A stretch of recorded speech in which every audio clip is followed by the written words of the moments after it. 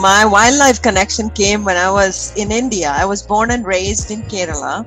Okay. And even as young as about 3 years of age, it's not just wildlife, by the way, it's all animals. My grandparents used to take me to this amazing temple where I connected with the bull elephant, that it was a really, really deep connection I felt with him. And I did,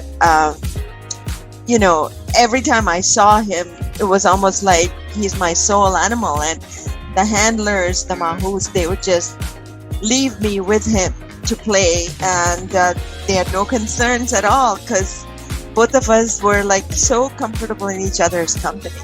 And so that's how my love for elephants in particular evolved.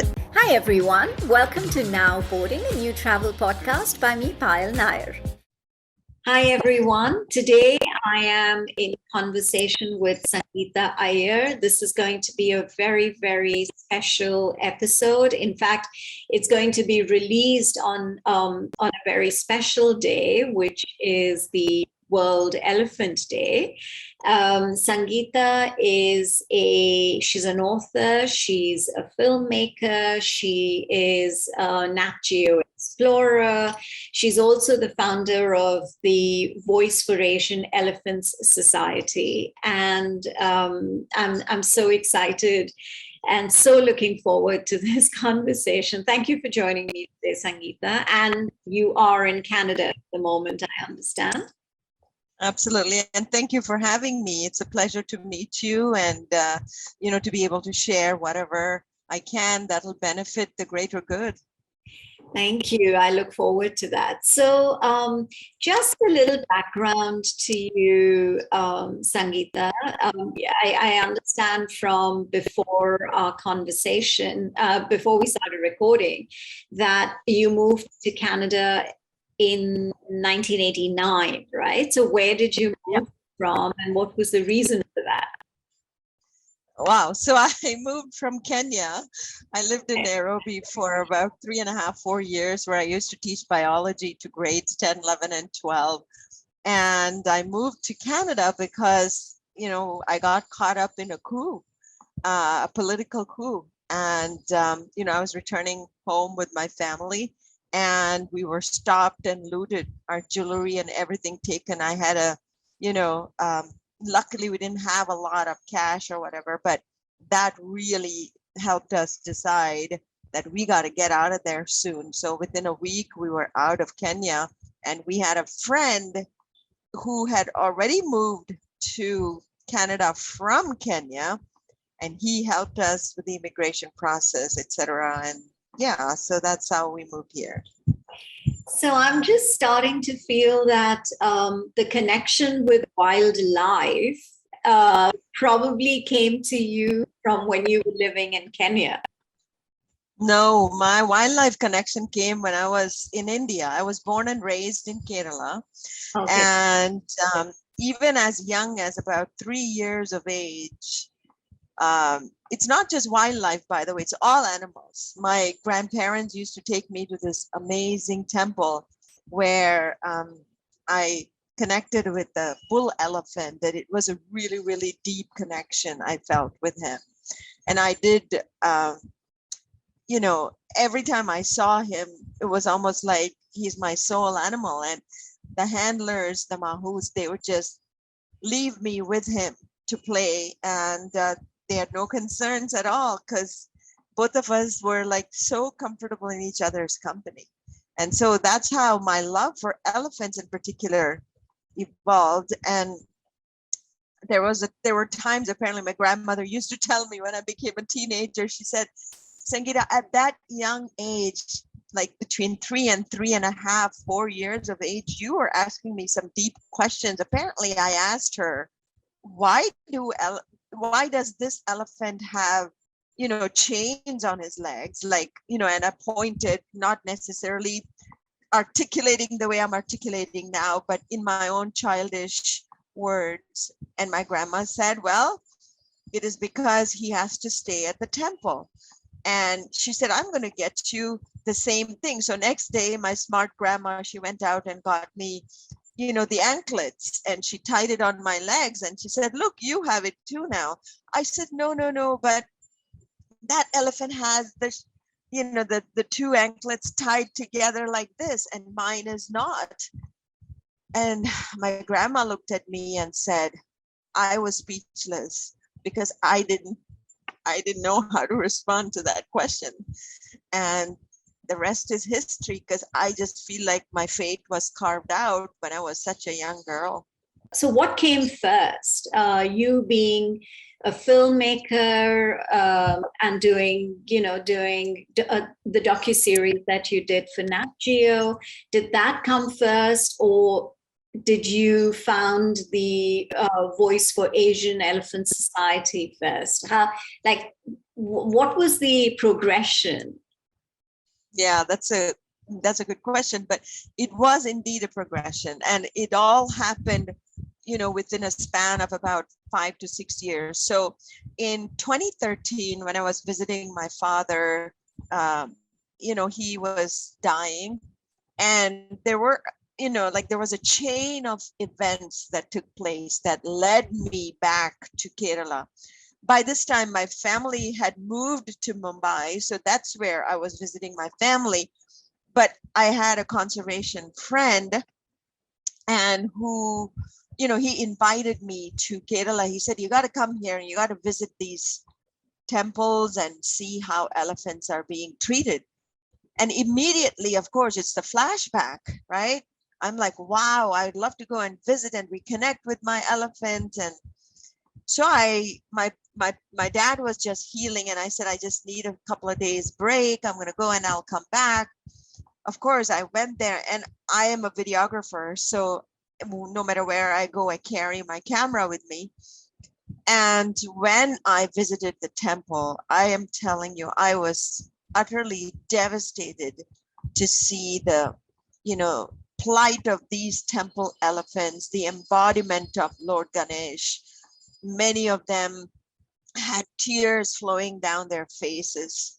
They had massive tumors on their bodies, and, chains cutting into their flesh, blood oozing out from all over their body. And you had this handler poking and prodding constantly with this vicious weapon called Ankush. And I just voraciously started filming everything.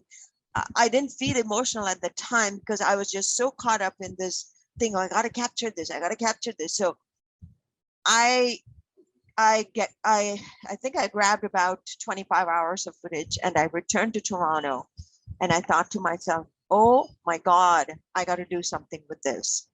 And I just didn't know what to do. I didn't know, because I used to be a broadcaster. So basically what I would do is I would be, anchoring on the ABC CBS affiliate in Bermuda, and, doing environmental reporting, like 2-minute segments. And this thought of creating a documentary came to me, and I'm like, what? Like, I don't have the experience of creating a documentary. What am I thinking? And where am I going to get the money to create this, right? So I had this conversation with my media friends, and they all said, Sangita, you can easily raise money. This is an important topic. And it's almost like the universe guided me to sort of pursue my purpose. And it's almost like my purpose was really crystallized, because up until this time, I was already talking about protecting nature. I was talking about climate change, because I was one of the 200 people under the tutelage of, former Vice President Al Gore, who had this climate reality project as one of the 200 people from Canada. And I've been doing all these things. But this documentary, I was so intimidated. I was so terrified. But the footage just kept haunting me. So I decided to produce this film, and it became Gods in Shackles. And again, how it became Gods in Shackles is something that I have chronicled in my book, recently released book, Gods in Shackles, What Elephants Can Teach Us About Empathy, Resilience, and Freedom. But that's how Gods in Shackles came about. And I started producing it in about when I was there, but I didn't even think I was producing. I just thought I was grabbing this footage. And everything started falling into proper place. I raised enough funds. I had thousands of supporters who never knew me from around the world rallying behind. And then in 2016, the movie was released on I think it was, it debuted or world premiered on the Kerala General Assembly grounds of all the places on June the 29th, 2016. The film had been produced by May 2016. And I'm thinking to myself, I don't want to release it before sharing it with the people of Kerala, with the decision makers. I wanted them to know first what was going on. And people were totally shocked because this is the first time ever such a movie was produced. But let me backtrack a little bit. Prior to that, on March, the first week of March 2016 itself, I had submitted my film for the Wildlife Film Festival, which is the first time, the inaugural festival by Jackson, the Jackson Hole Wildlife Film Festival, which is almost like the Oscars for the green movement and the wildlife movement. And it was nominated to the United Nations General Assembly. How did that happen? And then the film had already won like about 12, 13 International Film Festival awards. And then to have it screened at Kerala's General Assembly was just like the icing on the cake. And the media went crazy. It became a national sensation. And every single news media, from Times of India, the Indian Express, the Hindu, the Deccan Herald, and everybody not only covered the story, and the BBC, of course, and then National Geographic. I mean, on and on and on. It was just, so the movie came first, to answer your question. And at that same time, I was thinking to myself, okay, well, this awareness and all of these things are great, but I need to do something more on the ground.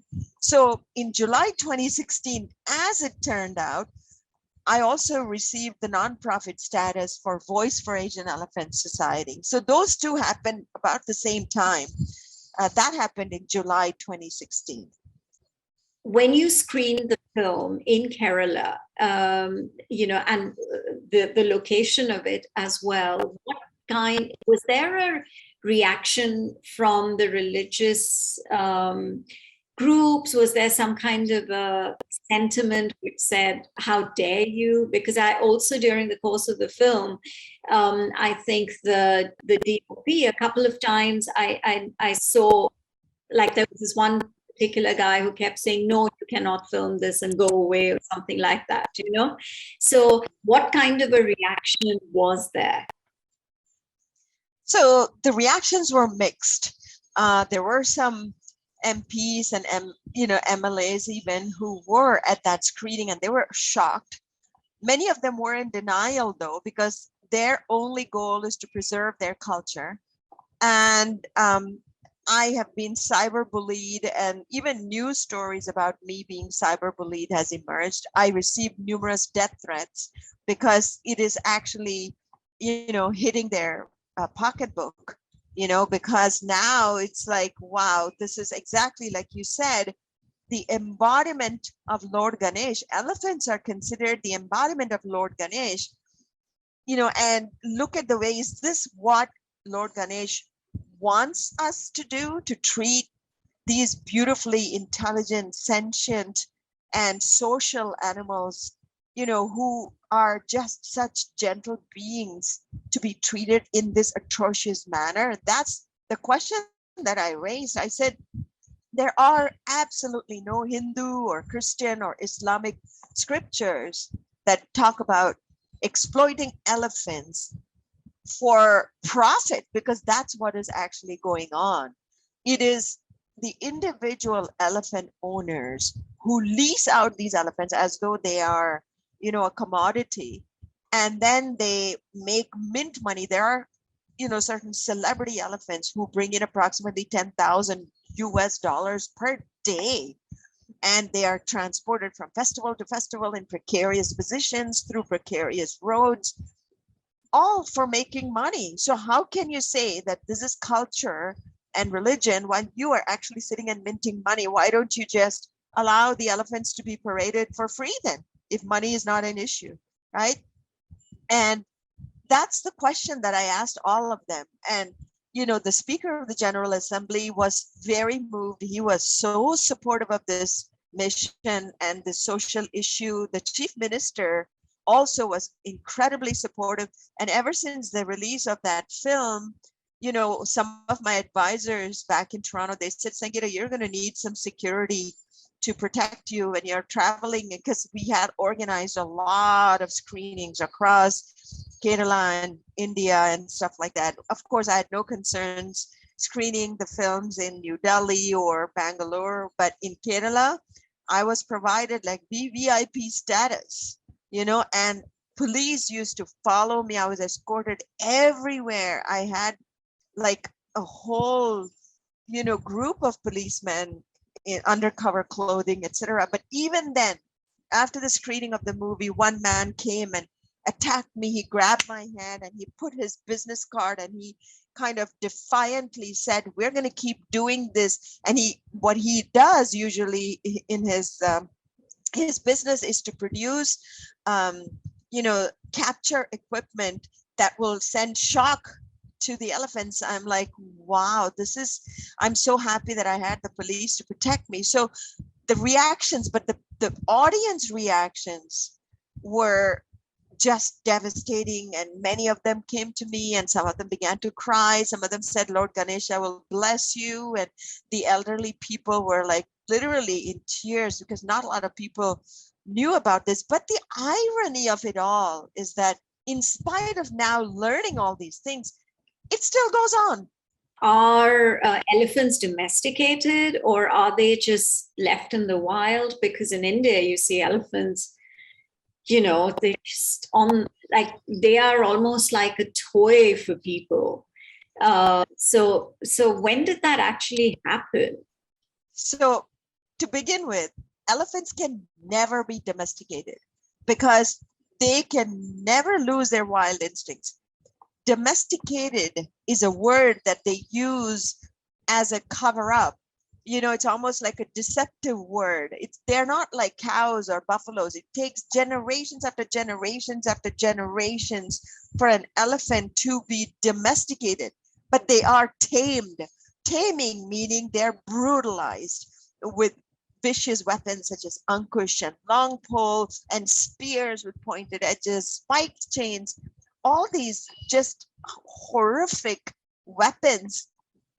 But I mean, Sangita, it's good to see that you and your society is sort of so focused in trying to bring about this change. And I mean, all power to you. And I just hope that anyone and everyone who's listening in and who's watching, the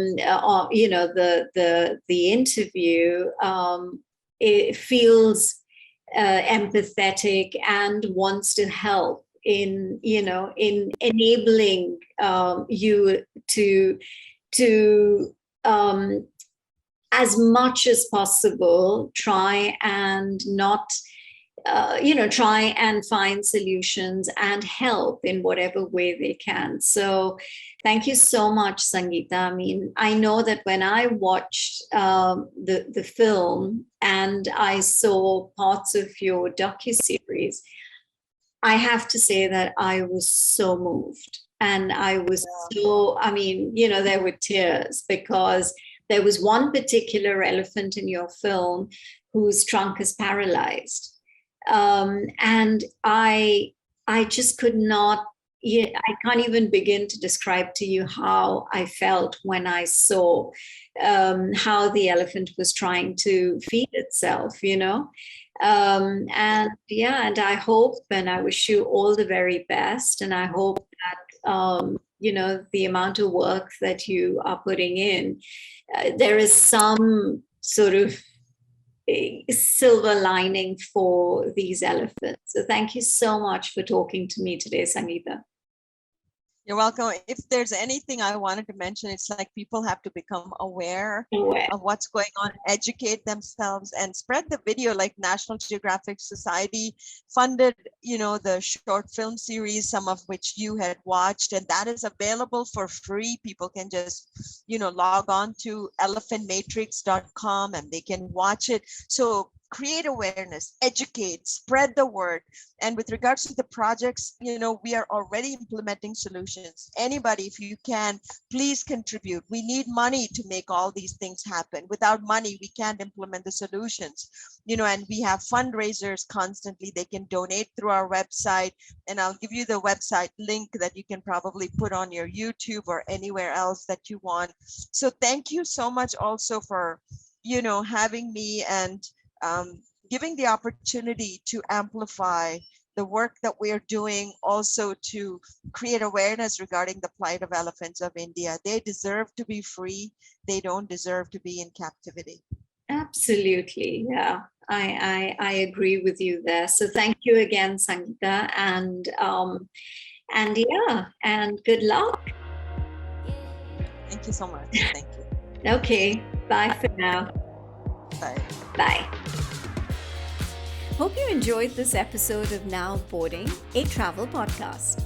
Check out other episodes on Spotify, Apple Podcasts, Google Podcasts, or wherever else you listen to podcasts. And of course, don't forget to share your thoughts with us. Stay tuned for more exciting episodes only on Now Boarding, a travel podcast.